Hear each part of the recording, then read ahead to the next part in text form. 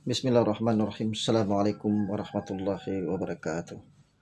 Alhamdulillah hamdan katsiran tayyiban mubarakan fih mubarakan alaika bihibbu rabbuna wa yarda. Asyhadu an la ilaha illallah wahdahu la syarikalah wa asyhadu anna Muhammadan abduhu wa rasuluhu la nabiyya ba'da.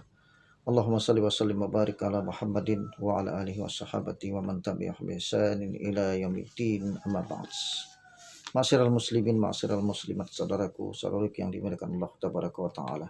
Mari kita bersyukur kepada Allah tabaraka wa taala atas segala limpah rahmat dan nikmat yang tiada tara dan tiada tersinggah, sehingga kalau kita menghitung-hitung rahmat dan nikmat Allah tabaraka wa taala, kita tidak akan mampu untuk menghitungnya. Sebagaimana Allah katakan dalam Al-Quran, A'udzubillahi minasyaitonirrajim, wa in ta'udu ni'matallahi la tuhsuha. Apabila kalian menghitung-hitung rahmat dan nikmat Allah tabaraka wa ta'ala, la tuhsuha, kalian tidak akan mampu untuk menghitungnya. Salat dan salam kepada baginda yang mulia Rasul tercinta Muhammad sallallahu alaihi wasallam, di mana kita berharap mudah-mudahan kita dikumpulkan bersama beliau di akhirat nanti. Amin ya rabbal alamin. Teman-teman yang berbahagia, di dalam sebuah rumah sakit, Ana akan bercerita tentang salah satu rumah sakit Islam di mana ada seorang ustadz yang mengadakan riset kecil-kecilan ataupun satu penelitian kecil-kecilan. Ustadz ini yang ngurusin orang supaya dia mati dalam keadaan husnul khatimah, supaya mati dalam keadaan baik, supaya ibadahnya benar ketika berada di rumah sakit. Ia mengatakan dari 1.000 orang yang dia tangani, 1.000 orang yang ditangani di rumah sakit yang tempat dia mengadakan riset kecil-kecilan tersebut, hanya 70 orang yang bisa mengatakan la ilaha illallah ketika mati. Kita semua tahu keutamaan orang yang meninggal dunia dapat mengucapkan la ilaha illallah. Begitu sulitnya husnul khatimah.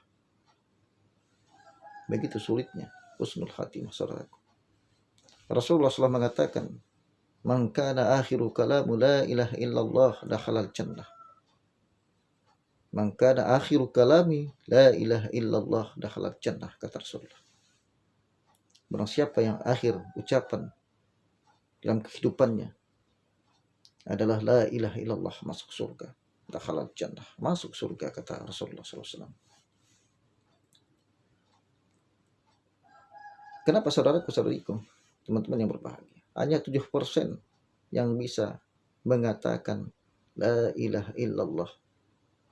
Ternyata banyak orang-orang sakit yang berhenti beribadah. Banyak orang yang tatkala masuk rumah sakit berhenti sholat. Dia mengatakan, nanti kalau saya sudah sembuh, saya akan sholat.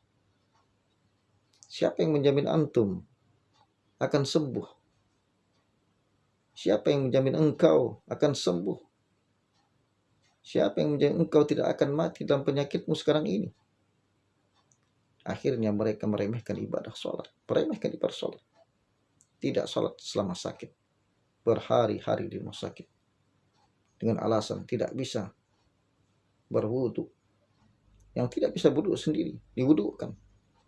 Tidak bisa kena air, tidak bisa kena air. Tayamum, tidak bisa tayamum sendiri. Suruh keluarga tayamumkan. Suruh keluarga yang tayamumkan. Jangan pernah putus hubungan dengan Allah tabaraka wa ta'ala agar tidak su'ul khatimah. Teman-teman yang berbahagia, ini satu dilema dalam hidup kita. Kita yang punya keluarga misalkan masuk rumah sakit atau kita kelak yang akan sakit, maka ketahuilah teman-teman yang berbahagia, bahwa ada perintah Allah yang tidak boleh kita tinggalkan, yaitu perintah sholat. Dalam keadaan perang pun para sahabat disuruh sholat. Dalam kondisi mereka berlari mengejar musuhnya, tidak mungkin berhenti untuk sholat. Sholat, kata Rasulullah. Dalam kondisi dengan kendaraan, dengan kudanya, berlari mengejar musuh, tetap sholat. Selama hayat masih di kandung badan, bahwa antum masih hidup, maka inna sholata kanat alal mu'minina kitaban mawquta. Sholat saat hari Jumat tidak boleh dikerjakan di hari Sabtu. Sholat hari Sabtu tidak boleh dikerjakan di hari Jumat, di hari Ahad. Sholat hari Ahad tidak boleh dikerjakan di hari Senin. Subuh dikerjakan di waktu subuh. Zuhur di waktu zuhur. Asar di waktu asar. Tapi teman-teman yang berbahagia, kebanyakan orang itu pandai urusan dunia. Ya'lamuna zahiran minal hayatid dunya wahum adil akhiratihum rafirun.